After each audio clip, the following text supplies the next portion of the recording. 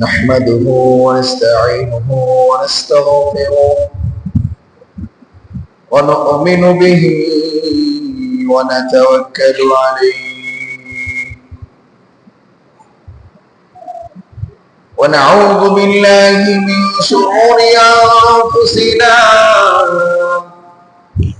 ومن سيئات أعمالنا من يهده الله فلا مضل له ومن يضلله فلا هادي له ونشهد أن لا إله إلا الله وحده لا شريك له ولا ولد له ولا والد له ولا مكاظم له ولا مقارن له ولا مساوي له ولا مضارب له ونشهد أن سيدنا وسندنا وطبيب أرواحنا ومولانا محمدا عبده ورسوله صلى الله عليه وعلى آله وأصحابه وبارك وسلم تسليما كثيرا أرسله الله بالحق بشيرا ونذيرا وداعيا إلى الله بإذنه وسراجا وقمرا منيرا وبشر المؤمنين بأن لهم فضلا كبيرا ولا تطع الكافرين والمنافقين والفاسقين ودع عداهم وتوكل على الله وكفى بالله وكيلا. قال الله تعالى في شأن حبيبه ما كان محمد أبا أحد من رجالكم ولكن رسول الله وخاتم النبيين وكان الله بكل شيء عليما. إن الله وملائكته يصلون على النبي يا أيها الذين آمنوا صلوا عليه وسلموا تسليما. اللهم صل على محمد وعلى آل محمد كما صليت على إبراهيم وعلى آل إبراهيم إنك حميد مجيد. اللهم بارك على محمد وعلى آل محمد كما باركت على إبراهيم وعلى آل إبراهيم إنك حميد مجيد. بلغ العلا بكماله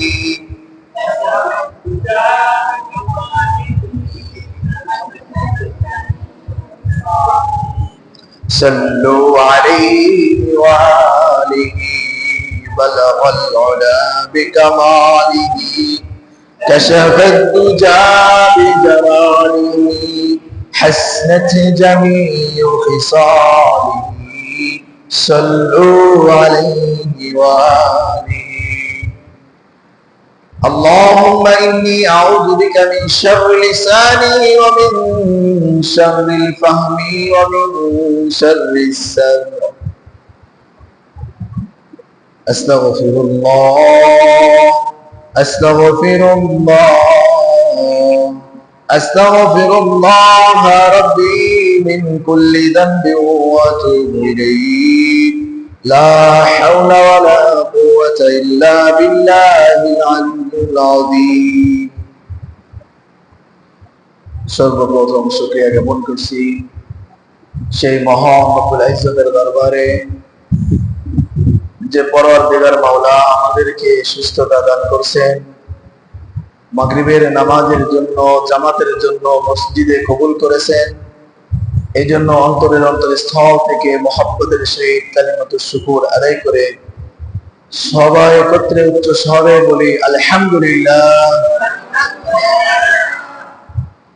মাগরিবের নামাজ তো অনেকেই পড়ছি আলহামদুলিল্লাহ, কিন্তু মাগরিবের পরে কোরআনের প্রেমিকের খাতায় নাম লেখাইয়া কোরআনের মজলিসে বসার সৌভাগ্য সবার হয় নাই, ঠিক কিনা?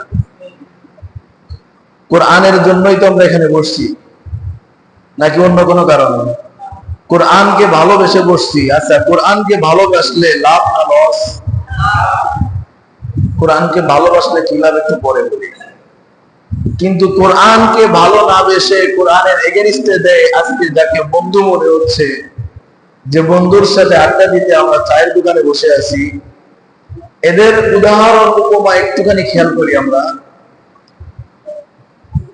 আকায়ে নামদার তাজেদারে মদিনা মুহাম্মদ মুস্তাফা সাল্লাল্লাহু আলাইহি ওয়াসাল্লাম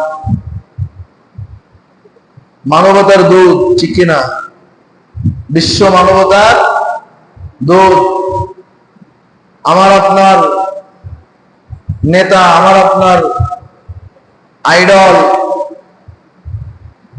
আল্লাহ রাব্বুল আলামিনের পক্ষ থেকে মনোনীত আশরাফুল মাখলুকাতের ভিতরে সর্বশ্রেষ্ঠ মানবের নাম, ঠিক কিনা? এই সর্বশ্রেষ্ঠ মানুষটা বসবাস ছিল কোথায়? মক্কায়।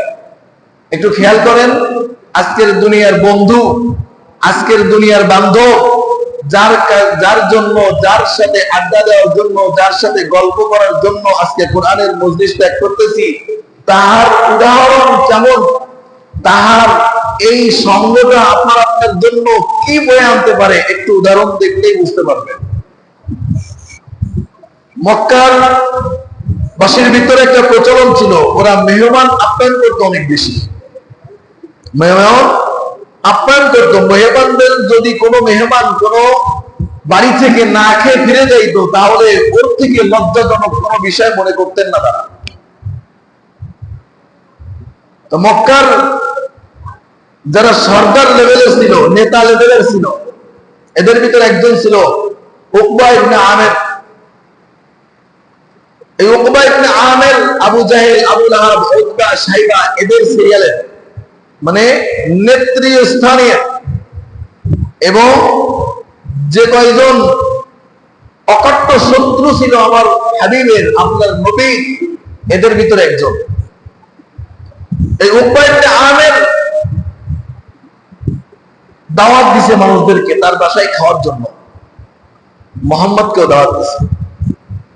খেয়াল করেন দোস্ত, মুহাম্মদকেও দাওয়াত দিছে। সবাই আসছে, দস্তরখানায় বসছে সারি দিয়ে, সবার সামনে খাবারের প্লেট প্রস্তুত, সবাই খাওয়া শুরু করছে। মুহাম্মদ খায় না। কে খায় না? মুহাম্মদ খায় না। মুহাম্মদ ডাকতেছে, চাচা। উকবা ইবনে আমের এসে বলে, বাকিটা কি ব্যাপার, তুমি খাইতেছ না কেন? সবার সামনে খাবার প্রস্তুত, সবাই খাওয়া শুরু করছে, তুমি কেন খাইতেছ না? মুহাম্মদ ডাকতে বলে, চাচা আমি খাইতাম না যত সময় আপনি লা ইলাহা ইল্লাল্লাহু মুহাম্মাদুর রাসূলুল্লাহ কালিমা না পড়তেন। সুবহানাল্লাহ। কি না পড়তেন? কালিমা না পড়তেন, যত সময় পর্যন্ত আমি মুহাম্মাদের মুখে আপনার খাবার উঠবে। উকবা ইবনে আমের দেখলেন, হায় হায়, এটা তো সর্বনাশের কার্যক্রম শুরু হইতে যাচ্ছে। আমি উকবা ইবনে আমেরের বাড়ি থেকে একজন ব্যক্তি, একজন মেহমান না খেয়ে ফিরে যাবে, আমার মতো লজ্জাজনক কাজ পৃথিবীতে আর হতে পারে না। মক্কার ভিতরে সিসি পড়ে যাবে। এই উকবার বাড়ি থেকে একজন মেহমান খালি মুখে ফিরে আসছে। উকবা একজন সর্দার মানুষ, একজন নেতৃস্থানীয় মানুষ, তার বাড়ি থেকে একজন মেহমান না খেয়ে ফিরে আসছে। পুরা এলাকা জুড়ে আমার বদনাম আর সিসি পড়ে যাবে না, এটা আমি হতে দিতে পারি। উকবা ইবনে আমের দেখতে বলে, মুহাম্মদ তোমার দাবি কি বলো? হযরত মুহাম্মদ মুস্তাফা সাল্লাল্লাহু আলাইহি ওয়াসাল্লাম দেখতে বলে, চাচা আপনি যত সময় বলবেন না লা ইলাহা ইল্লাল্লাহ লা ইলাহা ইল্লাল্লাহ লা ইলাহা ইল্লাল্লাহ লা ইলাহা ইল্লাল্লাহ লা ইলাহা ইল্লাল্লাহ লা ইলাহা ইল্লাল্লাহ লা ইলাহা ইল্লাল্লাহ লা ইলাহা ইল্লাল্লাহ লা ইলাহা ইল্লাল্লাহ মুহাম্মাদুর রাসূলুল্লাহ সাল্লাল্লাহু আলাইহি ওয়াসাল্লাম। যত সময় আপনি কালিমা না পড়েন তত সময় পর্যন্ত আপনি উকবার খাবার আমি মুহাম্মাদের মুখে যাইতো না। উকবা বলে, না না বাতিজা, এটা হতে পারে না। সারা মক্কাবাসী সিসি করবে আমি উকবার দরবার থেকে মুহাম্মদ না খেয়ে ফিরে গেছে, এটা আমি উকবা হতে দিতে পারি না। তোমার দাবি মেনে নিলাম। আমি বললাম মুহাম্মদ তোমার হাতের উপরে হাত রেখে লা ইলাহা ইল্লাল্লাহু মুহাম্মাদুর রাসূলুল্লাহ সাল্লাল্লাহু আলাইহি ওয়াসাল্লাম মুসলমান হয়ে গেল। উকবা ইবনে আমের মুসলমান হয়ে গেল। তারপরে রাসূল সাল্লাল্লাহু আলাইহি ওয়াসাল্লাম তার খাবার খাইলেন, মেহমানদারি গ্রহণ করলেন। মেহমানদারি শেষ, খাবার দাবার শেষ, সবাই বিদায় নিয়ে চলে গেছে। খেয়াল করেন, আজকে বন্ধু তোমাকে আমাকে, তোমার আমার বন্ধু নামে এই শত্রু কোথায় নিয়ে যাচ্ছে? আজকে শুধু কোরআনের মজলিসে তোমাকে বসতে দেয় নাই এতটুকু না, তোমাকে ডেকে নিয়ে চায়ের আড্ডায় বসাইছে, তোমাকে ডেকে নিয়ে ওই গল্পের আড্ডায় আর বিপদের আড্ডায় বসাইছে। এই বন্ধু তোমাকে জাহান্নামের দিকে ঠেলে দিচ্ছে। একবার চিন্তা করো। উকবা ইবনে আমেরকে ডাক দিয়ে মক্কার কাফের মুশরিকরা ডাক দিয়ে বলে, উকবা তুমি এটা কি করলা? আবু জাহেল, আবু লাহাব, উতবা, শাইবা বড় বড় কাফেরগুলা সমবেত হয়ে গেছে। উকবা তুমি না আমাদের সেই ছোট্টবেলার বন্ধু, একসাথে মক্কায় নেতাগিরি করছি, একসাথে মক্কায় লালিত পালিত হয়েছি, একসাথে বেড়ে উঠছি, একসাথে গাঞ্জাই বইছি, একসাথে বিড়ি খাইছি, একসাথে আড্ডা মারছি, একসাথে কি করছি? কোরআনের বিরোধিতা করছি। তুমি এটা কি করলা? উকবা বলে, কি করছি? বলে, বোঝো নাই কি করছো? কই না তো। কই তুমি এতদিন পরে এসে বাপদাদার ধর্ম ছেড়ে দিয়ে মুহাম্মাদের কালিমা পড়ে নিলা? এটা কোনো কাজ করলা তুমি? আমাদের বন্ধুদের মুখে তুমি থুতু মারলা, বাপদাদার ধর্মের উপরে থুতু মারলা। উকবা তোমার থেকে এটা আমরা আশা করতে পারি না, এটা কখনোই আশা করি না। উকবা দেখতেছে বন্ধু বান্ধব যাদের সাথে চলি, যাদের সাথে উঠি বসি, যাদের সাথে আড্ডা মারি, যাদের সাথে আল্লাহ নাফরমানি করি, যাদের সাথে পূজায় যাই, যাদের সাথে মূর্তি বানাই, যাদের সাথে মূর্তির পূজা করি, যাদের সাথে ভক্তি একসঙ্গে সবই করি, আজকে এটা যদি আমার থেকে ডিভাইডেড হয়ে যায়, পৃথক হয়ে যায়, আমি সমাজে কার সাথে চলবো? বন্ধুদের চিন্তা আসলো নাই মাথায়? আসলো।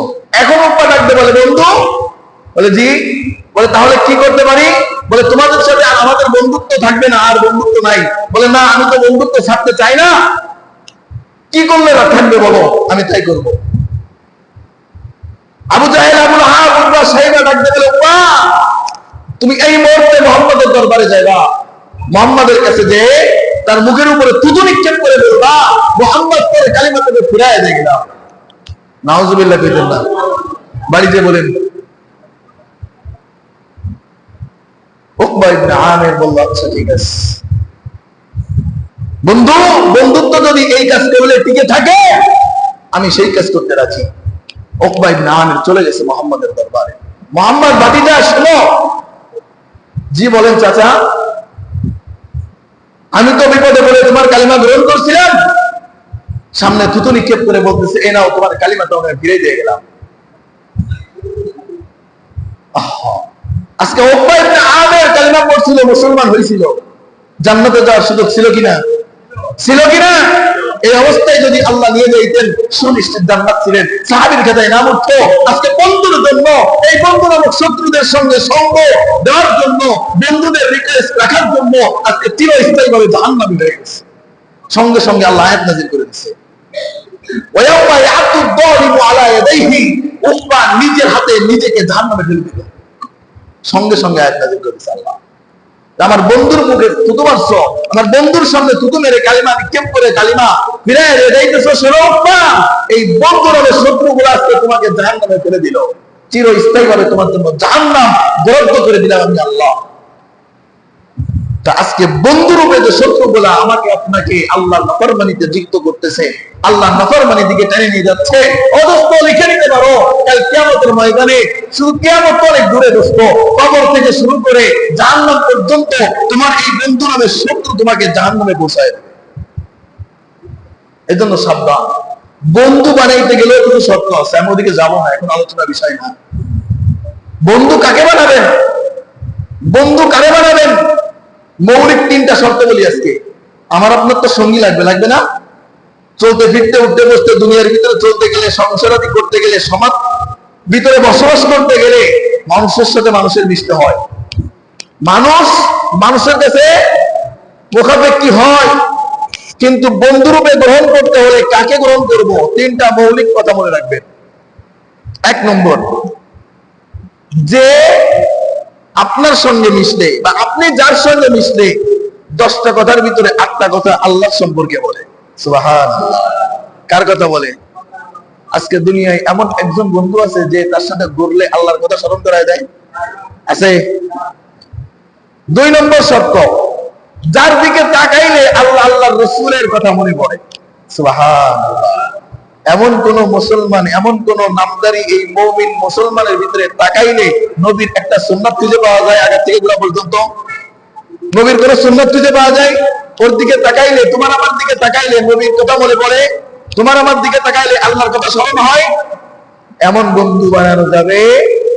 2 নম্বর শর্ত, যার দিকে তাকাইলে আল্লাহ আল্লাহর রাসূলের কথা মনে পড়ে। 3 নম্বর শর্ত, যার সাথে ঘুরলে, যার সাথে বেড়াইলে আল্লাহর কোনো নাফরমানি হয় না। এই 3 শর্ত যার ভিতরে পাবেন তাকে বন্ধু হিসেবে কবুল করবেন। আজকে এই বন্ধু বন্ধুকে জাহান্নামে নিয়ে যাচ্ছে। আমি জাহান্নামী হইছি, তোকে যদি জাহান্নামে না নিতে পারলাম তাহলে কিসের বন্ধু? আমি নিশাখর হইছি, তোকে যদি নিশাখর না বানাইতে পারলাম তাহলে আমার বন্ধুর সার্থকতা কি? ঠিক কিনা? ঠিক কিনা? চোরের সাথে ঘুরলে চোরে চিন্তা করবে আমি তো চুরি করি, আমার বন্ধু তুই, তোকে যদি চোর না বানাইতে পারলাম তাহলে আমি চোরের সাথে তুই মিশে তোর লাভটা হলো কি? আল্লাহ রাব্বুল আলামিন আমাদেরকে এই বন্ধুরূপে শয়তান, এই বন্ধুরূপে এই জাহান্নামীদের থেকে, এই নাফরমানদের থেকে আল্লাহ রাব্বুল আলামিন আমাদের ঈমান আমল বাঁচায়া একবার কোরআন হাদিস মোতাবেক বন্ধু গ্রহণ করার তৌফিক দান করুন, বলেন আমিন। ফেরাউন কিন্তু ফেরাউন হয়েছে বন্ধুর জন্য, আমি বলেছি আগে একবার, আবারও বলবো ইনশাআল্লাহ সময় মিলে। ফেরাউন খোদা দাবি করেছিল কিন্তু বন্ধুর কুমুর দিতে। অদস্ত আজকে তোমার আমার বন্ধু কিন্তু তোমাকে আমাকে জাহান্নামে ঢেলে দিচ্ছে।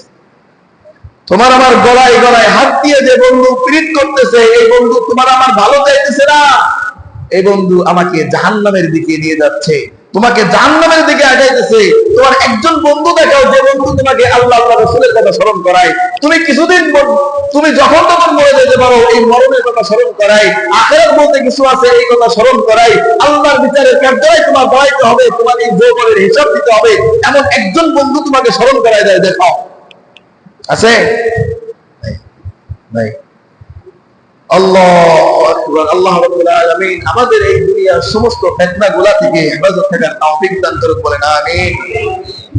আমাদের যে আলোচ্য বিষয় আলোচনা চলতেছিল সূরাতুল গাশিয়া নিয়ে। কি সূরা?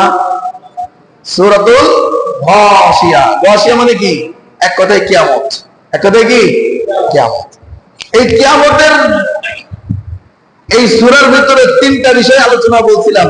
একটা বিষয় প্রথম অংশে আল্লাহ রাব্বুল আলামিন আলোচনা করেছেন জাহান্নামীদের কিছু কষ্ট সম্পর্কে, জাহান্নামীদের অবস্থা সম্পর্কে।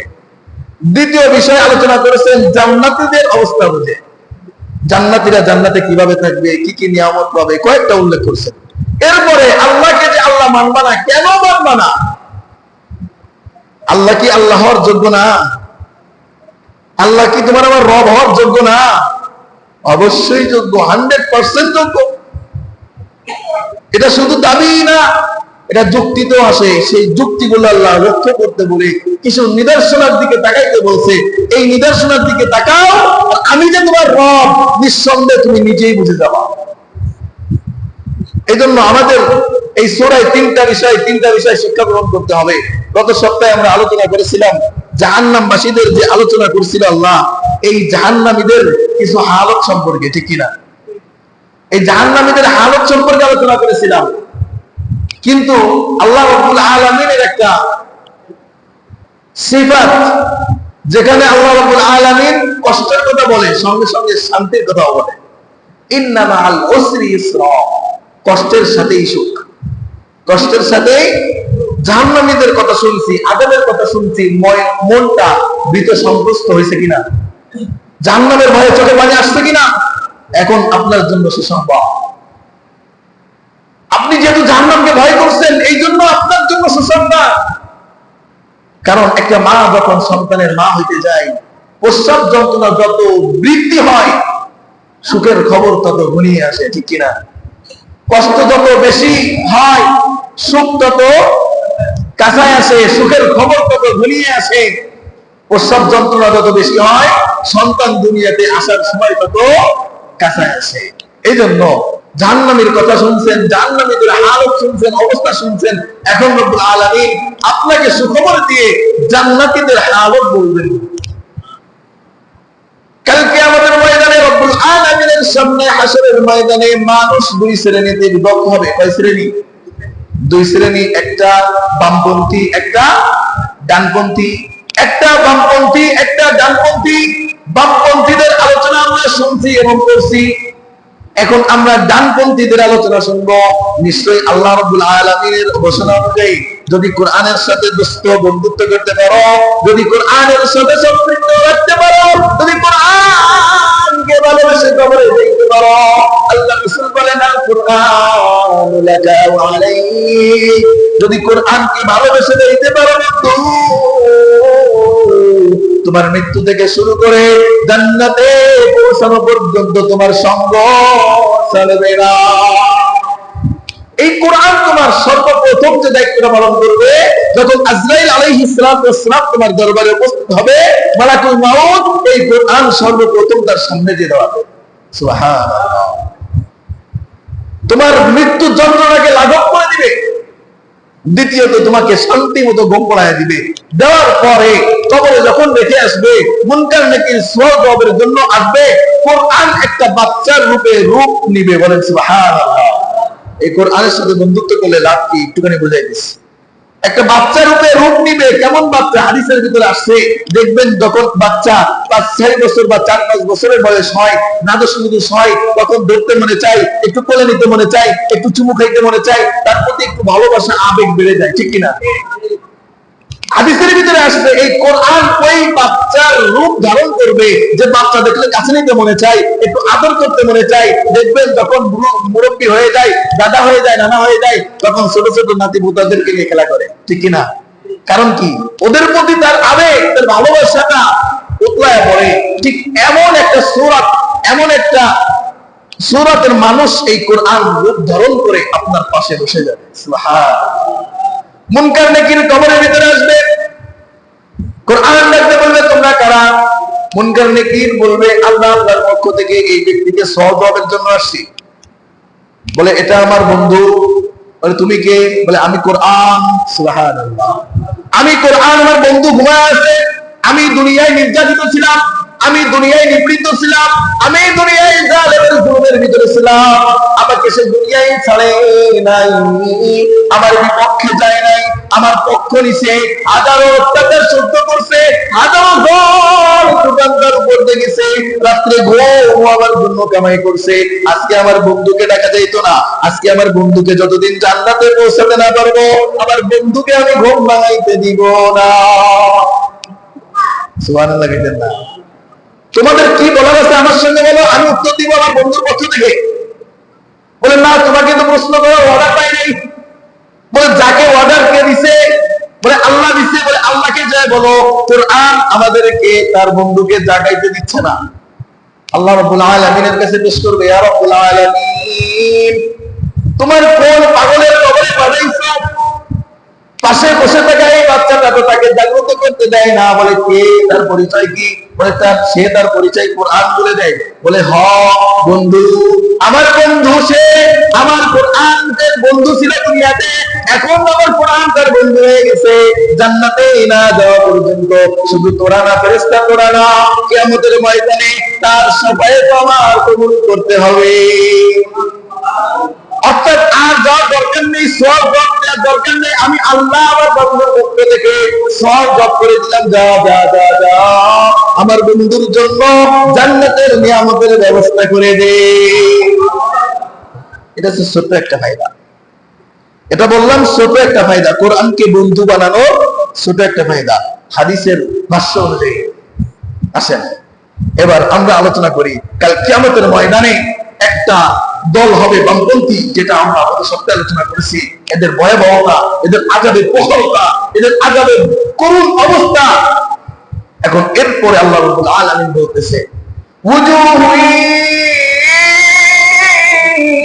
ইয়াওমাইযিন নাইমা, কাল কিয়ামতের ময়দানে দোস্ত তুমি দেখবা একটা দল থাকবে, যাদের দলের চেহারার ভিতরে হাস্য উজ্জ্বল চেহারা দেখা যাবে। সুবহানাল্লাহ, কি চেহারা?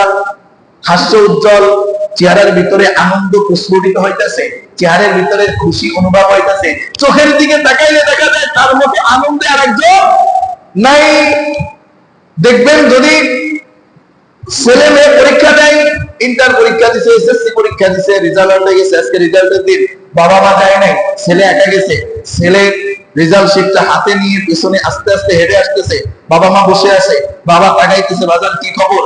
ছেলে কোনো কথা বলে না, কিন্তু বাবা মা ছেলের চেহারার দিকে তাকায় উঠছে যে আমার ছেলে খুশি না বেজার, আমার ছেলে পাস না ফেল, আমার ছেলের মন খারাপ না ভালো, সম্পূর্ণ ভাব, সম্পূর্ণ গম্ভীরতা তার চেহারার ভিতরে সর্বপ্রথম ফুটে ওঠে, কিনা? সর্বপ্রথম বাবা মা তাকায় চেহারার দিকে বুঝতে পারে, বাবা আমি বুঝছি তুমি পাস করছো, তোমার চেহারার ভিতরে হাসি উজ্জ্বল লাগতেছে, তোমার চেহারাটা আনন্দে ভরপুর, তোমার মুখ দেখেই বুঝতে পারলাম তুমি পাস করছো, ঠিক কিনা? আল্লাহ রাব্বুল আলামিন ডাকতে বলে, বিচার কার্যক্রম শুরু করি নাই, এমন অবস্থায় তাকায় দেখবেন একটা দল কানাঘুষা করবে, তাদের চেহারার ভিতরে আনন্দ কাজ করবে, তাদের চেহারাটা হাসি উজ্জ্বল থাকবে, তাদের কেমন যেন কোনো টেনশন নেই, কোনো চিন্তা নাই, কোনো ফিকির নেই, তারা একেবারে সুখে শান্তিতে দাঁড়ায় আছে, বন্ধু বন্ধুর লাগে গল্প করতেছে। এমন একটা দল আপনি লক্ষ্য করতে পারবেন। এরা কারা জানেন? আল্লাহ রাব্বুল আলামিন বলেন, লিসাইহা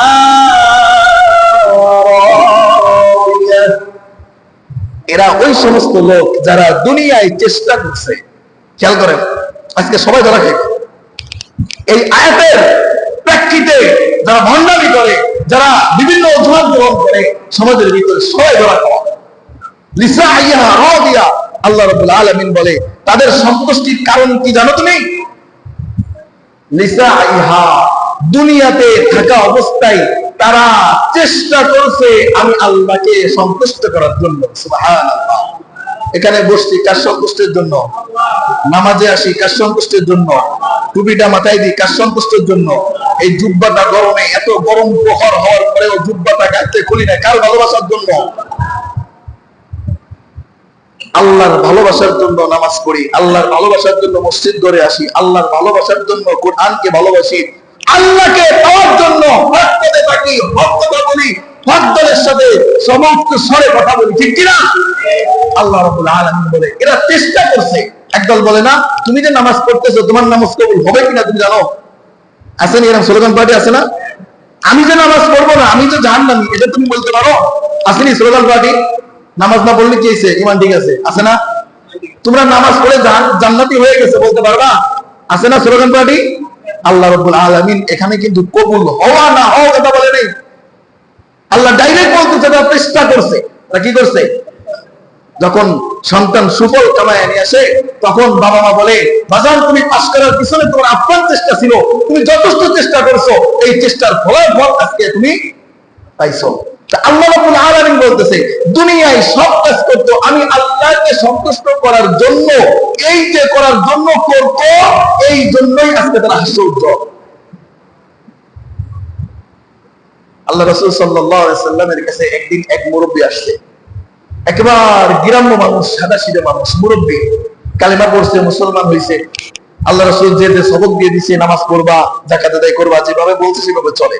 কিন্তু সব মানুষ সবার থেকে খালি শুনে যে কাল কিয়ামতের ময়দান হবে, সেখানে বিচার-আচার হবে, এই জীবন সম্পর্কে জিজ্ঞেস করা হবে, সেখানে তোমাকে আমাকে জিজ্ঞেস করা হবে, কাঠগড়ায় দাঁড়ান করা হবে, হিসাব দিতে পারলে জান্নাতে যাইবা, হিসাব না দিতে পারলে জাহান্নামে যাইবা। ওই গ্রাম্য মানুষটা খালি এই কথা শুনে আর মাথার ভিতরে চিন্তা করে যে মুহাম্মাদের কাছে যাব, দেখি কি বলে এরা, আমি তো শুনি নাই, এই কথাটা ভালোভাবে শুনে আসবো, কি বলতে চায় এরা। একদিন সময় করে রাসূল করিম সাল্লাল্লাহু আলাইহি ওয়াসাল্লামের কাছে আসছে, এসে বলতেছে, ইয়া রাসূলুল্লাহ, ইয়া হাবিবাল্লাহ, সবার মুখে শুনি কাল কিয়ামতের ময়দানে নাকি একটা ময়দান হবে, একটা বিচার কার্যক্রম শুরু হবে, সেখানে নাকি বিচার হবে, বিচার-আচার হবে, কাঠগড়ায় দাঁড়ানো হবে, প্রশ্ন করা হবে, সহজ জবাব দেওয়া হবে, প্রশ্নের উত্তর দিতে পারলে জান্নাতে যাবে, না দিতে পারলে জাহান্নামে যাবে। বলে এমনটা হবে নাকি? বলে হ্যাঁ। রাসূল সাল্লাল্লাহু আলাইহি ওয়াসাল্লাম বলছে, অবশ্যই হবে। আচ্ছা, তা সেদিন বিচার করবে কি? বলে আল্লাহ। বলে কিনা? বলে আল্লাহ। বলে কোন আল্লাহ? ওই যে নামাজ শুরু করার সময় কই আল্লাহু আকবার, আল্লাহ সবচেয়ে বড়, রুকুতে যায় বলি সুবহান রাব্বিয়াল আযীম, ওই মহান সত্তা তার প্রশংসা বর্ণনা করি, সিজদায় যে তার প্রশংসা বর্ণনা করি, চলতে ফিরতে উঠতে বসতে যে আল্লাহর নাম নিই, ওই আল্লাহ। মুহাম্মদ সাল্লাল্লাহু আলাইহি ওয়াসাল্লাম বলে, হ্যাঁ ওই আল্লাহ। তাহলে টেনশন কিসে? তাইলে টেনশন কিসে? আরে যে আল্লাহকে উঠতে স্মরণ করি, বসতে স্মরণ করি, খাইতে স্মরণ করি, চলতে স্মরণ করি, ঘুমাইতে স্মরণ করি, ঘুমের থেকে উঠে স্মরণ করি, গোসলের সময় স্মরণ করি, বাথরুমে যাওয়ার সময় স্মরণ করি, বাথরুম থেকে বের হয়ে স্মরণ করি, মসজিদে ঢোকার সময় স্মরণ করি, মসজিদ থেকে বের হয়ে স্মরণ করি, এতবার যখন স্মরণ করি, তখন কিয়ামতের ময়দানে বিচার দিনে ওই আল্লাহ আমাকে স্মরণ করবে না? আমি যখন এত জায়গায় আল্লাহকে চিনি, আল্লাহ কি আমাকে কিয়ামতের ময়দানে চিনবে না? তাহলে আমার টেনশন কিসের? তাইলে আমার টেনশন কিসের? মানুষ তোমাকে ভয় ধরাই দিচ্ছে যে কে না কে বিচার করবে, সে আমাকে চেনে কি না চেনে। কারণ চিনা পরিচিত মানুষের বিচার একটু সহজ হয়, সহজ হয় না? সেই বিচারক আমাকে চেনে কি না চেনে, আমি তো টেনশনে পড়ে গেছিলাম। যা, যখন ওই আল্লাহ বিচার করবে, মানে আমার টেনশন কিসে? আমি তো সবসময় ওই আল্লাহরই গোলামি করি। আল্লাহু আকবার। আল্লাহ রাব্বুল আলামিন বলতেছে, তাদের চেহারার ভিতরে হাস্য উজ্জ্বল ভাব কেন দেখবা জানো? কারণ দুনিয়ায় সবার কথাকে অ্যাভয়েড করে মসজিদে আসছে, মোল্লা মুন্সি শুনে গালি শুনছে, তবুও মসজিদে আসছে, বিভিন্ন কটু কথা শুনছে, তবুও মসজিদে আসছে, বিভিন্ন খারাপ কথা শুনছে, তবুও আল্লাহ রাসূলের সুন্নাতের বিরোধিতা করে সমাজের সাথে তাল মিলায় নাই, বহুত কথা শুনছে, ফ্যামিলি থেকে আত্মীয়তে তাকাইছে, সমাজ থেকে আত্মীয়তে তাকাইছে, সমাজ থেকে আলাদা করে দিছে, সমাজের বিভিন্ন মানগণ্য ব্যক্তিদের ভিতরে গণনা করে নাই, একেবারে নিরীহ বানায় রাখছে, তবুও আমি আল্লাহকে সন্তুষ্ট করার জন্য চেষ্টা করছে। এই চেষ্টা করার ফলাফল আমি আল্লাহ তাকে আজকে জান্নাত দিয়ে দিলাম। আল্লাহু আকবার। আজকে একটা ক্ষেত কিনতে, মনে করেন আপনার 1 বিঘা ক্ষেত আছে, ক্ষেতটা কিনে আপনি রেখে দিচ্ছেন, অমুকের কাছ থেকে দলিল আদান প্রদান হয়েছে, বদল হয়েছে, তার নামটা কেটে আপনার নামে আসছে, আপনার নামে রেজিস্ট্রি হয়েছে, আপনার নামে উইল হয়েছে, দলিল হয়েছে। আচ্ছা, এই ক্ষেতটা কিনে ফেলে রাখছেন, আগামী 1 বছর পরে যায় দেখবেন যে বড় বড় ফলের গাছ আছে আর ফল হয়ে গেছে। কি তাই দেখবেন না?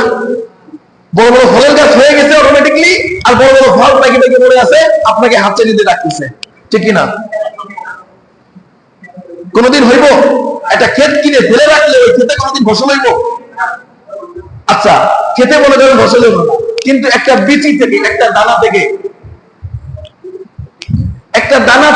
একটা ফসল, একটা গাছ ফলানোর ক্ষমতা আপনার আছে? একটা ধানকে চিরে ওর ভিতর থেকে এত বড় একটা গাছ বেরোনোর ক্ষমতা আপনার আছে? একটা বীজকে বপন করার পর ওই বীজটা থেকে গাছ বেরোবে কি না, কিংবা আমি নিজের শক্তি প্রয়োগ করে ওই বীজটা থেকে, ওই দানাটা থেকে, ওই শস্য থেকে একটা গাছ বের করার ক্ষমতা আমাকে আপনার আছে? কিন্তু আমার আপনার আছে চেষ্টা। কি আছে? জমিনটা ক্রয় করলাম, জমিনটা পরিষ্কার করলাম, চাষ দিলাম, চাষ দেওয়ার পরে সার ছিটাইলাম। আচ্ছা, সারেই কি ফসল দিব? গ্যারান্টি আছে? সার ছিটাইলাম, চাষাবাদ দিলাম, নিংলাইলাম, বীজ বপন করলাম, পানি সেচ দিলাম, দিয়ে আমার চেষ্টা শেষ, মালিক তুমি এবার গাছ ফলাই দাও। ঠিক কিনা? চেষ্টা আমার, সফলতা কার? চেষ্টা আমার। ফল দেওয়ার মালিককে। একটা দানা থেকে শস্য ফলানোর ক্ষমতা আমার আপনার নাই, কিন্তু একটা দানার পিছনে মেহনত করার সিস্টেম, তরিকা, রাস্তা, সুন্নাহ সব আমার জানা আছে, আল্লাহ শিখাই দিয়েছে। এই সিস্টেমে মেহনত করো, কবুল হওয়া না হওয়া আমি আল্লাহর দায়িত্ব, তুমি চেষ্টা করো, বাকিটা আমি দেখে নেব। ঠিক কিনা? আমরা নামাজ পড়ি মালিককে সন্তুষ্টির জন্য, আমরা টুপি মাথায় দিই মালিককে সন্তুষ্টির জন্য, আমরা কোরআনের মজলিসে বসি মালিককে সন্তুষ্টি করার জন্য।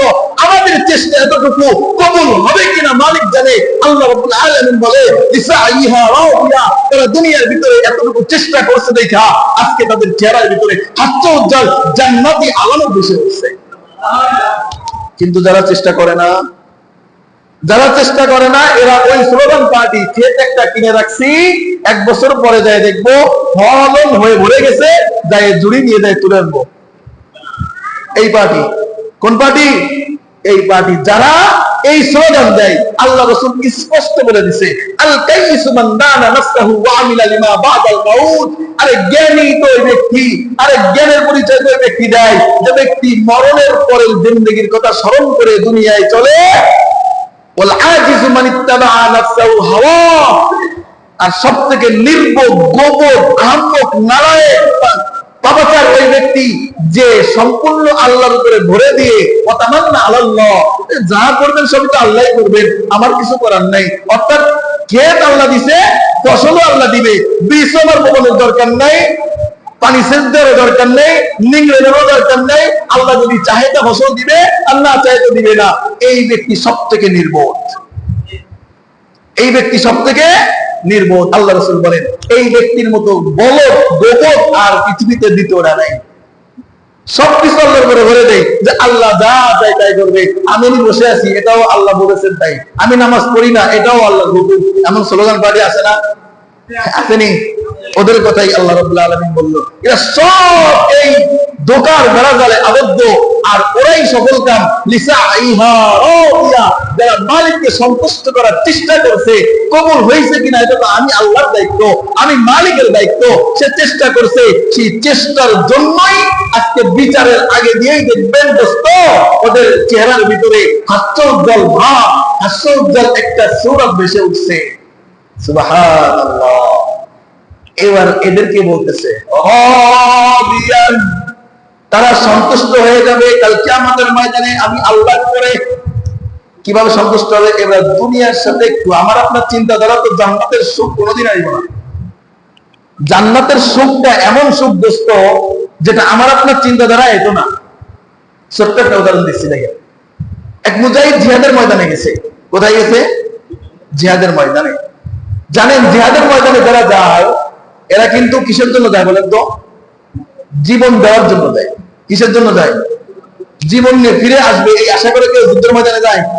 যে না, আমি বেঁচে আমি যুদ্ধ করে একবারে সব কাটাকুটি করে ফেলে দিয়ে তারপরে বাড়ি ফিরে আসবো, এই নিয়ে কেউ যায়? কিসের জন্য যায়? ইসলামের জন্য, আল্লাহর কালিমার পতাকাকে বুলন্দ করার জন্য, নিজের জীবনকে উৎসর্গ করার জন্য যাইতেছি। ঠিক কিনা? এক মুজাহিদ গেছে যুদ্ধের ময়দানে, কমান্ডারের সাথে সাথে ঘটতেছে, কিন্তু দেখে ঘোড়ার উপরে বসে বসে ঘুমাইতেছে। যুদ্ধের ময়দানে সুনিশ্চিত মৃত্যুর সামনে দাঁড়ায় কেউ ঘুমাসে? সারা জীবন না ঘুমাইলে তো যুদ্ধের ময়দানে ঘুমাইতো না, যে একটু পরে যখন তখন আমার প্রতি গুলি আসতে পারে, যখন তখন আমাকে তরবারি দিয়ে কল্লাকে আলাদা করে দিতে পারে, যখন তখন আমার মৃত্যু হতে পারে, এই মুহূর্তেই এই ব্যক্তি কোনোদিন ঘুম থাকে না। কিন্তু যুদ্ধের ময়দানে হাদিসের ভিতরে আসছে, যুদ্ধের ময়দানে যে ব্যক্তি ঘুমায় এই ব্যক্তির উপরে আল্লাহর নিয়ামত সরাসরি বর্ষিত হয়।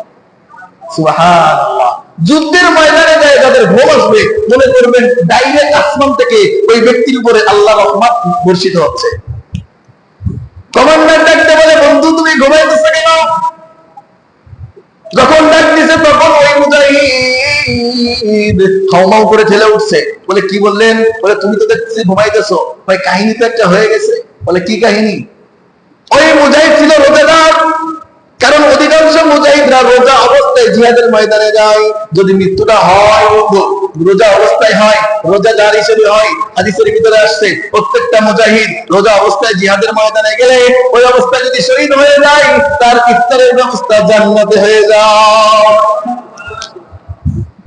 ওই মুজাহিদ এখন ঘুমায়, কমান্ডার ডাকতে বলে, মুজাহিদ কি ব্যাপার তুমি ঘুমাইতেছো না? ঘুমাইতেছো কেন? আল্লাহর সাকিনাত আমি সচক্ষে দেখতে পাচ্ছি, তোমার উপরে বর্ষিত হচ্ছে। মুজাহিদ ডাকতে বলে, কমান্ডার ঘটনা একটা ঘটে গেছে। বলে কি ঘটনা বলো? বলে আমি এইমাত্র ঘুমের ভিতরে স্বপ্ন দেখলাম। দোস্ত স্বপ্ন কিন্তু অনেক বড় হয়, কিন্তু দেখতে কিন্তু সময় লাগে অল্প। একটা জিমটির ভিতরে অনেক বড় স্বপ্ন দেখা যায়, জানেননি?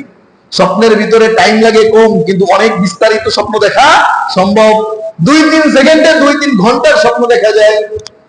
এই মুজাহিদ ঘোড়ার উপরে বসে বসে ঘুমাইতেছে, ঝিমাইতেছে আর স্বপ্ন দেখছে। ইতিমধ্যে কমান্ডার যখন ডাকতে বলে, ঘুমাইতেছে কেন? মুজাহিদ ডাকতে বলে, কমান্ডার কাহিনী তো ঘটে গেছে। বলে কি কাহিনী? বলে এই মুহূর্তে আমি দেখলাম আমি যুদ্ধের ময়দানে শহীদ হয়ে গেছি। শহীদ হওয়ার পর আল্লাহর পক্ষ থেকে ফেরেশতারা নেমে আসছে, আমাকে উঁচু করে নিয়ে যাওয়া হইতেছে জান্নাতে। সুবহানাল্লাহ। কোথায়? আমাকে কোথায় যেন নিয়ে যাওয়া হচ্ছে।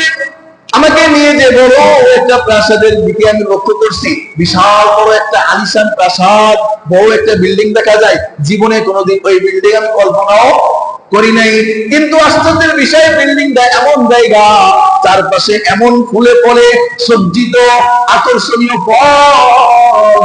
দুনিয়া যে ফলের জন্য শুধু তাকায় থাকতাম, বাজারে গেলে ফলের দোকানে চায় থাকতাম, ভাই এই ফল তো 500 টাকা কেজি, করি তো ইমামতি চাকরি, কিভাবে 1 কেজি ফল কিনে খাইতাম।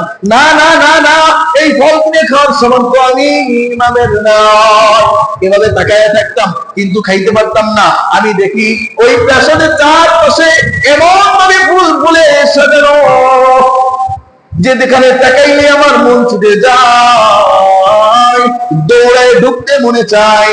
ওপর দিকে তাকায় দেখি একজাক সুন্দরী নারী, একজাক সুন্দরী বিবিরা, সুন্দরী মহিলারা পুকুর থেকে কলসি ভরতেছে আর মুস্কি মুস্কি হাসতেছে।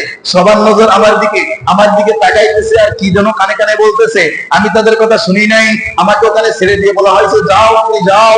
আমি ওই মেয়েদেরকে দেখে সামনের দিকে আগাইতেছি, মেয়েরা মুস্কি মুস্কি হাসতেছে, আমাকে নিয়ে গবেষণা চলতেছে, আমার কথাই বলতেছে, আমি ভাব দিকে বুঝতেছি। এমন তো অবস্থায় তাদের কাছে যখন যাই, যাওয়ার পরে বলি, তোমরা কি আমার জন্য সেই নিয়ামত যেটা দুনিয়ার থেকে শুনে আসছি? বলে না না না না, আমরা তার খাদেমার খাদেমার খাদেমা। সুবহানাল্লাহ। তোমার জন্য যেটা আল্লাহ বরাদ্দ রাখছে আমরা পারে না। যাও যাও, সামনের দিকে যাইতে থাকো, তোমার জন্য অপেক্ষামান রয়েছে। এরপরে সামনে যাই, এই আলিশান বাড়ি পাড়িয়ে যখন পিছনে চলে যায়, লক্ষ্য করে যে এই যে বাড়িটা দেখছে, এই যে প্রাসাদটা দেখছে, এর থেকে কোটি কোটি কোটি কোটি গুণ আরো সুন্দর একটা প্রাসাদ দেখা যায়। এবং এমন ফুলের ফলে সজ্জিত যে ফুল ফল জীবনে কোনোদিন চিন্তায়ও আসে না। ওখানে আবার একজাক্ট নারী দেখা যায়, এত সুন্দরী জীবনে কোনোদিন এই সুন্দরী নারীর কল্পনা তো দূরের কথা। আরো যদি কোনো গবেষণা চিন্তা ফিকিরের স্তর থাকতো, এই স্তরেও আসতে পারে না।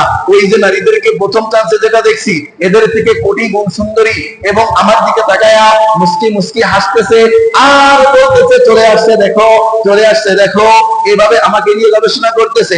আমি যখন তাদের দিকে এগিয়ে যাই, আমি বলি তোমরাই কি সেই আমার হুর গেলমান? দেখতে বলে না রে যুবক না, আমরা তোমার গেলমানের দূরের খাদেমার খাদেমা। বলে তাই নাকি? বলে হ, আরো সামনে এগিয়ে যাও। এরপরে তৃতীয় বাড়ি, তৃতীয় প্রাসাদে যখন যায়, দেখে যে খোদার কসম দিয়ে বলে মুজাহিদ ভাই কমান্ডার, এত সুন্দর বাড়ি দেখা যায় যে বাড়ির কথা দুনিয়ার সমস্ত মানুষ মিলেও চিন্তা করতে পারে না। এত সুন্দর আলিশান বাড়ি, এই বাড়ি এবং ফুলে ফলে সজ্জিত, সামনে দিয়ে নহর প্রবাহিত, সুন্দর পুকুরের ব্যবস্থা, দুই সাইড দিয়ে ই নিয়ে ফুলের ডালা নিয়ে দাঁড়ায় আছে লক্ষ কোটি গিলমান, লক্ষ কোটি হুর। এত সুন্দর একজনের দিকে তাকাইলে তাকায় থাকতে মনে চায়, তৃপ্তি হয় না, অন্যের দিকে তাকানোর সময় মনে থাকে না। এত সুন্দর তাদের সামনে যখন যায়, আমরা বলি তুমি নাকি, তোমরা নাকি আমার জন্য সেই হুর গিলমান? বলে না না, সামনে যাইতে থাকো, সামনে যাইতে থাকো, যাইতে যাইতে দেখবা তোমার হুরের সাথে দেখা হইব। এরপর আমি সামনে আগাইতেছি, সামনে আগাইতে আগাইতে দেখি একটা দরজা, এত বড় আলিশান দরজা, দরজার সামনে দুইজন মেয়ে দাঁড়িয়ে আছে, এত সুন্দরী, এত রূপসী, যাদের মতো ইতিপূর্বে কাউকে দেখি নেই। তাদেরকে জিজ্ঞেস করলাম, তোমরা কি আমার সেই হুর গিলমান? বলে না, আমরা তোমার হুর গিলমান না, তোমার হুরে খাবে মা। সুবহানাল্লাহ। আমার হুর কোথায়? বলে এই দরজাটা ফাট করো। দরজার সামনে যাওয়ার সঙ্গে অটোমেটিকলি দরজা ফাট হয়ে গেছে। সুবহানাল্লাহ। দরজা ফাট হয়ে গেছে, তাকায় থেকে হীরা মুক্তা জোহরা দিয়ে দোলনা বানানো, দোলনার ভিতরে ঘুমটা ফেলায়া দোল খেতেছে। ডাক দিয়ে বলে না না, এখন তো ভিতরে আসা যাবে না, ডোন্ট টাচ মি, আমাকে টাচ করাও যাইতো না, নো নজর মি, আমার দিকে তাকানো যাইতো না, যাও যাও যাও, প্রস্তুতি নিয়ে আসো, আজকে তো তুমি রোজা আছো, ইফতারি একসঙ্গে এক প্লেটে করবো। সুবহানাল্লাহ কইতেন না? যেই বলছে যে ইফতারি এক প্লেটে একসঙ্গে করবো, যাও প্রস্তুতি নিয়ে আসো, সঙ্গে সঙ্গে কমান্ডার আপনি আমাকে ডাক দিলেন। ঘুম ভেঙে গেল, কমান্ডার জয় দেয় বলে, মুজাহিদ রে, তোর কপাল তো শান্ত রে, দে আমার কপালের সাথে একটা ঘষা দে। তুই তো এখনই শহীদ হয়ে যাবি, তুই তো রোজা আসছিস, এই রোজার ইফতারির দাওয়াত দেশে তোর হোম, তোর গেল না, তুই তো এই রোজার ইফতারি করবি জান্নাতে, যা যা যা, আমার জন্য একটু দোয়া করে যা, দুনিয়ায় তো কষ্টে আছি রে, আল্লাহ যেন মৃত্যুর পরও আর কষ্টে না রাখে। মুজাহিদ শহীদ হয়ে গেছে। যুদ্ধ করতে করতে বীর বিক্রমের মতো যুদ্ধ করতে করতে করতে এক পর্যায়ে শহীদ হয়ে গেছে। শহীদ হওয়ার পথে সুজা তার গেলমানের কাছে, হুরের কাছে চলে গেছে। অদস্ত তার একটা নমুনা পেশ করে আল্লাহ রাব্বুল আলামিন বলতেছে, ফি জান্নাতিন আলিয়া, আরে আমার এই দোস্ত আমার সন্তুষ্টের জন্য যে চেষ্টা করছে, দুনিয়ায় একবারে চেষ্টা করছে শুধু আমাকে সন্তুষ্ট করার জন্য, আমি আল্লাহকে পাওয়ার জন্য যে চেষ্টা করছে, আমি আল্লাহ কথা দিলাম, আমি আল্লাহ ওয়াদা দিলাম, তার কোনো বিচার করতাম না, তাকে বিচারের কাঠগড়ায় দাঁড় করাইতাম না, তার জন্য লিসা আইহা রাদিয়া, সে হাসি উজ্জ্বল থাকবে, সে সন্তুষ্ট থাকবে। কেন? সে দুনিয়াতে চেষ্টা করছে আমি আল্লাহকে সন্তুষ্ট করার জন্য, আজকে তার জন্য কোনো কষ্ট ক্লেশ নাই, কোনো চিন্তা নাই, ওয়ালা খাউফুন আলাইহিম ওয়ালা হুম ইয়াহজানুন, তাদের কোনো চিন্তা নাই, তাদের কোনো টেনশন নেই, তাদের কোনো ভাবনা নাই, তারা হাসি খুশি থাকবে, নিজ টেনশনে থাকবে, কোনো চিন্তা থাকবে না, কোনো মন খারাপ হবে না। ফি জান্নাতিন আলিয়া, কারণ তাদের জন্য আমি সুউচ্চ জান্নাতের ব্যবস্থা করে রাখছি। লা তাসমাউ ফিহা লাগিয়া, জান্নাতবাসীদের সর্বপ্রথম একটা সিফাত বর্ণনা করতেছে, জান্নাতের ভিতরে লা তাসমাউ, কোনো শুনবে না, ফিহা লাগিয়া, অনর্থক কোনো কথা। দুনিয়ার ভিতরে মানুষ সব থেকে কষ্ট পায় মারে না কথায়? কথা কয় না। মানুষ কষ্ট পায় বেশি কথার মাধ্যমে নাকি মারির মাধ্যমে? আরে দোস্ত, মারির মাধ্যমে তো শরীরে ব্যথা পায়, যেটা চিকিৎসা করার মতো ডাক্তার কবিরাজ দুনিয়ায় অ্যাভেলেবেল, কিন্তু যার কথাই মানুষের অন্তর ভেঙে যায়, অন্তরের ভিতরে আঘাত লেগে যায়, কালো দাগ পড়ে যায়, এর চিকিৎসা করার মতো ডাক্তার কবিরাজ বিশ্বে নাই। আল্লাহ রাব্বুল আলামিন বলে, সর্বপ্রথম আমার জান্নাতি বান্দাকে আমি এই নিয়ামতটা দেব, সে ওখানে তাকে ছোট করার মতো, তাকে হীন করার মতো, তাকে লজ্জা দেওয়ার মতো, সে লজ্জা পাওয়ার মতো কোনো আওয়াজ শুনবেই না। শুধু সম্মান, শুধু ইজ্জত, শুধু সম্মান, শুধু ইজ্জত, তার প্রশংসায় মুখরিত, তার প্রশংসা হুর গেলমানের কণ্ঠে গান, তার প্রেমে পাগল হয়ে হুর গেলমান না গান কইতে থাকবে, তার হুর তার জন্য গান গাইতে থাকবে। আল্লাহ, কতদিন ধরে অপেক্ষায় আছি, আমার এই মহানায়ককে তুমি এখনো আনো নাই কেন? আনছো এভাবে আপনাকে পাওয়ার জন্য, আপনাকে কাছে পাওয়ার জন্য, আপনাকে ক্রস করে নেওয়ার জন্য। তারা সুরে সুরে তাল মিলিয়ে গান গাইতে থাকবে, আপনার প্রশংসা করতে থাকবে, আপনার সুনাম করতে থাকবে। কখনোই লা তাসমাউ ফিহা লাগিয়া, কখনোই আপনার কষ্টদায়ক কথা, আপনার অপছন্দনীয় কথা, আপনাকে ছোট করার কথা ওখানে উচ্চারিতই হবে না। সুবহানাল্লাহ। সর্বপ্রথম সিফাত, সর্বপ্রথম বৈশিষ্ট্য জান্নাতীদের, আপনার জন্য অপেক্ষামান শত শত হুরগেল নাম, শত শত জান্নাতি নারী। আরে দোস্ত, দুনিয়ার একটা যুবকের চাহিদা তো জান্নাতের নারী, দুনিয়ার একটা যুবকের চিন্তা তো একটা নারীর জন্য। আজকে একটা নারীর জন্য পাগল, বকমা ছেড়ে দেয়, চাকরি ছেড়ে দেয়, নিজের জীবন পর্যন্ত উৎসর্গ করে দিতে একবারও দ্বিধাবোধ করে না। আছে না যুবকরা? আমার যুবক ভাইয়েরা আছে না? একটা নারী, আরে দোস্ত তোমার কাছে আমার প্রশ্ন, নারী যখন উদ্দেশ্য, একটা নারী যদি তোমার উদ্দেশ্য হয়, তো তোমার তোমার হারাম পথে বেছে নিতে হবে কেন? তোমার জন্য তো আল্লাহ স্ত্রীর ব্যবস্থা করছে, হালাল একটা উত্তম পন্থা আল্লাহ ব্যবস্থা করে তোমার জন্যই তো বানাইছে, ঠিক কিনা? নাকি বিবাহের আগে নারীদের পিছনে ঘুরলে একসাথে 10-12টা বিয়ে করা যায়, এমন কোন সিস্টেম আসেনি? আপনি প্রেম করলেন, অবৈধ সম্পর্ক করলেন, সেই একটা নারী তো পাইলেন, ঠিক কিনা? একটা নারী যখন উদ্দেশ্য দোস্ত, তোমার জন্য তো হালাল ভাবে আল্লাহ উত্তমটা ব্যবস্থা রাখছে। আল খবিসুনা লিল খবিসাত ওয়াত তাইয়িবুনা লিত তাইয়িবাত। আরো বলে রাখছে, তুমি যদি খবিস হও, বিবাহের আগে সম্পর্কে জড়াও, তাহলে তুমি যে অবৈধ সম্পর্ক করলা, তোমার জন্য ওই অবৈধ সম্পর্ক ওয়ালা একটা নারী তোমার জন্য বরাদ্দ। আর তুমি যদি পবিত্র থাকো, ওয়াত তাইয়িবুনা লিত তাইয়িবাত, আল্লাহ রাব্বুল আলামিন বলে নিজেকে তুমি পবিত্র করো, তোমার জন্য আমি আল্লাহ এমনও পারি বিশ্বাসের মধ্যে উল্টো পবিত্র একটা নারী তোমার জন্য ব্যবস্থা করে দিতে পারি। আল্লাহ যদি পবিত্র রাখে, বেশ্যাখানাও পবিত্র থাকে, ঠিক কিনা? আর আল্লাহ যদি পবিত্র না রাখে, তাহলে ওই 7 পর্দার ভিতরে পবিত্র নারী খুঁজে পাওয়া সম্ভব না। এই জন্য দোস্ত, নারী যদি উদ্দেশ্য হয়, নারী যদি তোমার আমার মূল উদ্দেশ্য টার্গেট হয়, তাহলে তোমার আমার জন্য তো আল্লাহ রাব্বুল আলামিন হক পন্থাই, হালাল পন্থাই, সুন্দর পন্থাই, সুন্নতি পন্থাই, কোরআন আইনে অনুযায়ী তোমার আমার জন্য তো বরাদ্দ আছে। পাগল হওয়ার কি দরকার? সময় হোক আল্লাহ এমনি দিয়ে দেবে, সময় হোক এমনি তোমার আমার গলায় ঝুলে পড়বে, নো টেনশন। নারীর পিছনে সময় নষ্ট করে মন খারাপ করেন না। আমার মা বোনরা যারা শুনতেছেন, একটু মনে মনে কষ্ট অনুভব করতে পারেন যে হুজুর আজকে কয়ে দিল আমার স্বামী যদি জান্নাতে জায়গা, কত হুর কত গেলমান নিয়ে আনন্দ বুদ্ধি করবে, আমাদের কপাল পড়ে গেল নি, আমাদের কপাল পড়লো নি না।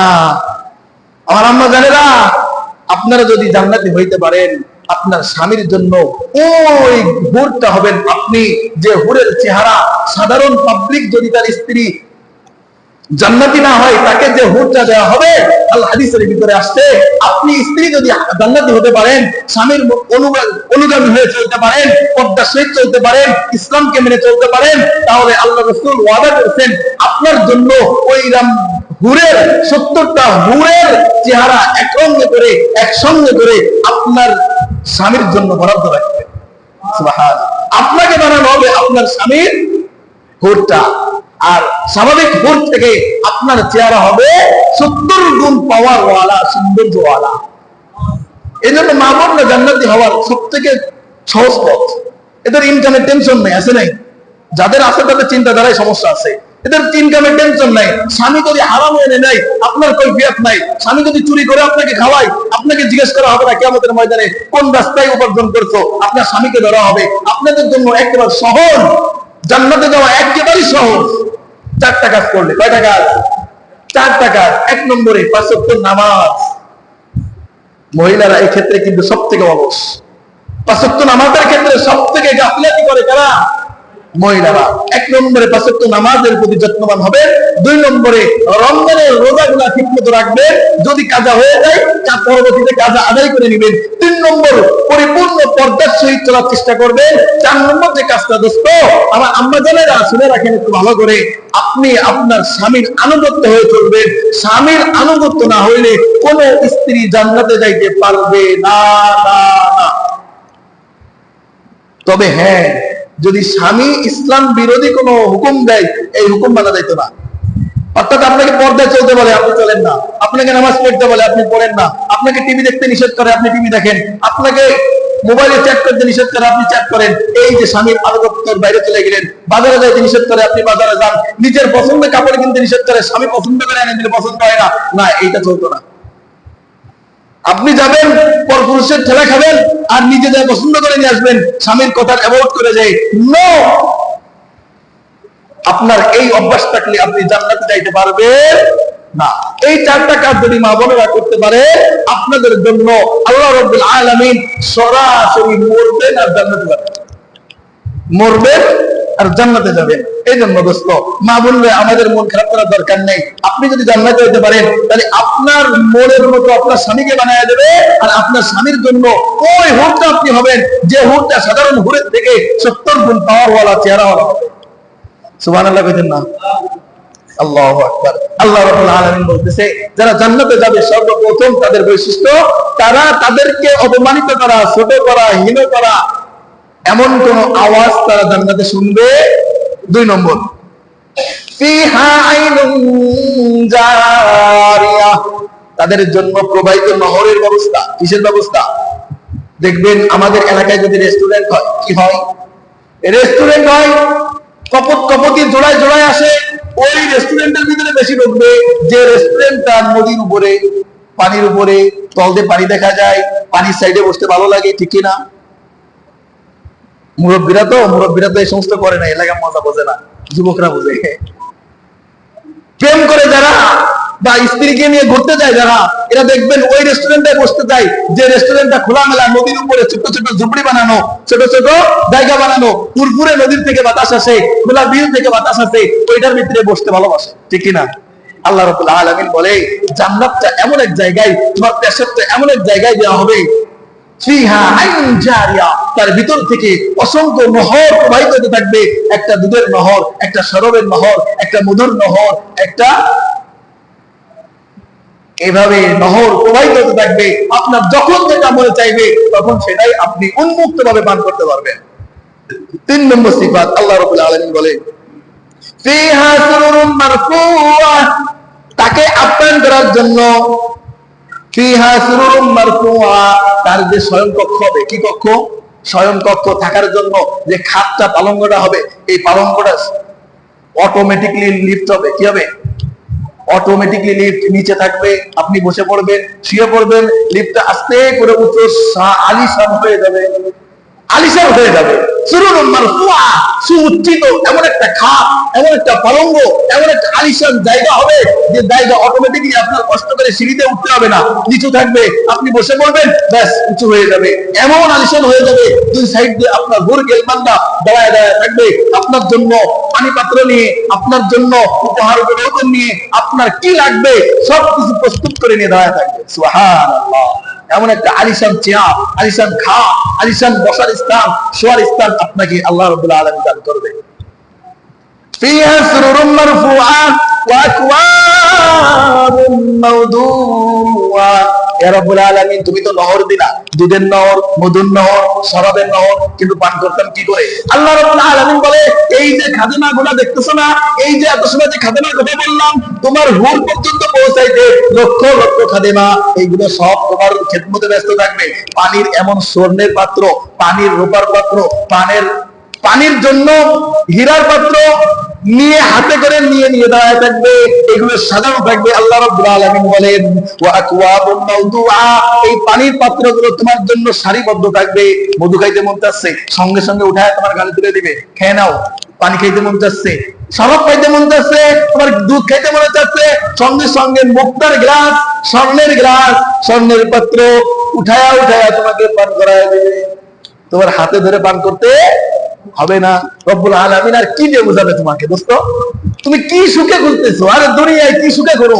মানুষ সারা জীবনের ইচ্ছা, যদি আমার 10 ভরি স্বর্ণ থাকতো, 10 ভরি স্বর্ণ থাকতো। আমি সংক্ষেপে একটা জান্নাতের সুখের কথা বলি, সংক্ষেপে একবারে বোঝার জন্য এতটুকুই যথেষ্ট আমি মনে করি। মানুষ কোটি টাকা ইনকাম করে পৃথিবীতে, ঠিক কিনা? কোটি টাকা সম্পত্তি করে, সব কিছু করে মনে করেন একটা সুন্দরী বিবি বিয়ে করলো, করে এখন সুন্দরী বিবিকে একটা জমিন বেচে 10 ভরি গহনা দিয়ে, 10 ভরি স্বর্ণ দিয়ে একটা গহনা তৈরি করে দিল।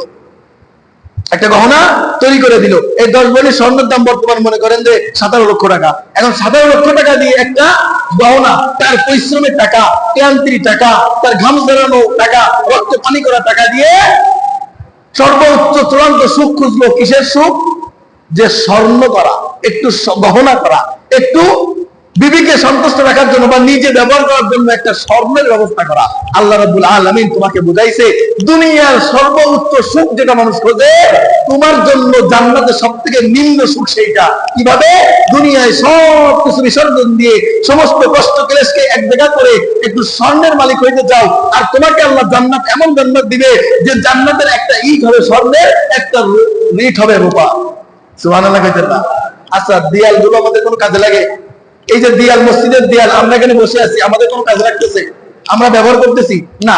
কেমনি গেঁথে রাখছি, আমাদেরকে নিরাপত্তা দিচ্ছে। তাহলে গেঁথে রাখা, এখানে ফেলে রাখা, এটা আমার আপনার জন্য সার্থকতা কিছু নাই, আমার আপনার জন্য এটা উপকারী কোনো কাজ নাই।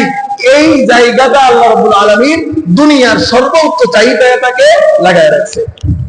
দুনিয়ার সর্বোচ্চ সুখ স্বর্ণ, টাকা, রূপা করা, স্বর্ণ করা, আর সেটাই আল্লাহ রাব্বুল আলামিন জান্নাতীদের ঘরের ইট বানাবে। ইট ইট ইট। দুনিয়ায় সর্বোচ্চ চাহিদাটাকে জান্নাতের সর্বনিম্ন স্তরে রেখে দিছে। অর্থাৎ সুখ যে কি পরিমাণ, এটা বলার ভাষা নাই। আল্লাহ রাব্বুল আলামিন বলতেছে, তারপরের সিফাত কি হবে জানো? ওয়ানামারিকু মাসফুফা। এই যে বসছি না চেয়ারে, চেয়ারে বসতে দেখছেন? সোফা আছে না বাসায়? সোফা, সোফায় বসার পরে দুই সাইড দিয়ে ছোট ছোট কি রাখে বলেন তো? বালিশ রাখে, দেখছেন? সোফার উপরে সাজায় রাখলে অনেক সুন্দর লাগে না? বালিশগুলা চৌকোনা করে থাকে, ফুল থাকে, ডিজাইন থাকে। আরে আল্লাহ রাব্বুল আলামিন আপনাকে বোঝাইতেছে, তোমার যে আলিশান জায়গাগুলা, তোমার যে চেয়ারগুলা, তোমার যে বসার খাটগুলা, তোমার যে জায়গাগুলা, আল্লাহ রাব্বুল আলামিন বলে ওয়ানামারিকু মাসফুফা, এই জায়গার ভিতরগুলাই এভাবে ছোট ছোট বালিশ, যেগুলো দেখলে ধরতে মনে চায়, যেগুলো ধরতে জড়া ধরতে মনে চায়, চুমু খাইতে মনে চায়, এমন সুন্দর সুন্দর বালিশগুলা সাজায় রাখা হবে। সুবহানাল্লাহ। বাড়ি দেখলেন মিয়া, সুবহানাল্লাহ। এরকম ঘর তো আমাকে আসে লাগবো না, ভাববে মনে হচ্ছে এরকম ঘর আমাদের আসে লাগতো না। আল্লাহ রাব্বুল আলামিন বলছে এবারে ওয়াজারাবিয়্যু মাবসুতা, তোমার জন্য দেখবেন আমাদের কোন অনেক জায়গায় দেখছেন নেট জগতে ভাইরাল হয় মাঝে মাঝে, মসজিদের কার্পেট, লাল কার্পেট আছে না? এই কার্পেট গুলা রাস্তার ভিতরে বিছিয়ে দেওয়া হয় কোন নেতা আসার জন্য। আছে না সমাজের ভিতরে? আছে না? বহু জায়গায় এরকম নেট দুনিয়ায় ভাইরাল হয়, দেখবেন যে অমুক নেতা আসতেছে, ওরে বাবা মসজিদে 2 লক্ষ টাকা দান করবে। কি কইছে? মসজিদের গালিচাটা নিয়ে, মসজিদের কার্পেটটা নিয়ে বিছায় দাও, লাল গালিচা সম্বর্ধন দিতে হবে, তাকে তাকে লাল গালিচার উপর দিয়ে আপ্যায়ন করতে হবে, রিসিভ করতে হবে। মসজিদের কার্পেট যাই নামাজটা বিছায় তার হাত করে দিয়ে দেয়। আছে না? এই নবকরম মুসলমান আছে না? আওরাও আছে। আল্লাহ রাব্বুল আলামিন বলে ওই সম্মান তোমার দরকার নাই, আমি আল্লাহ জান্নাতে তোমার জন্য এমন গালিচার ব্যবস্থা করে রাখছি যে গালিচা জীবনে কোনোদিন কেউ কল্পনাও করে নাই। এমন গালিচা দিয়ে তোমাকে আপ্যায়ন করা হবে, তোমাকে প্রবেশ করানো হবে যে গালিচা দুনিয়ার মানুষ চিন্তাও করতে পারে নাই। অর্থাৎ দুনিয়ার জন্য পাগল হয়ে না, আল্লাহকে খুশি করার জন্য চেষ্টা করো। সবকিছু তোমার জন্য বরাদ্দ। মান কানা লিল্লাহ কানা আল্লাহু লাহু, যে ব্যক্তি আল্লাহর হয় আল্লাহ তার হয়ে যায়। যে ব্যক্তি আল্লাহ হয়ে যায়, যে ব্যক্তির আল্লাহ হয়ে যায়, দুনিয়ায় কিছু বাকি থাকে তার?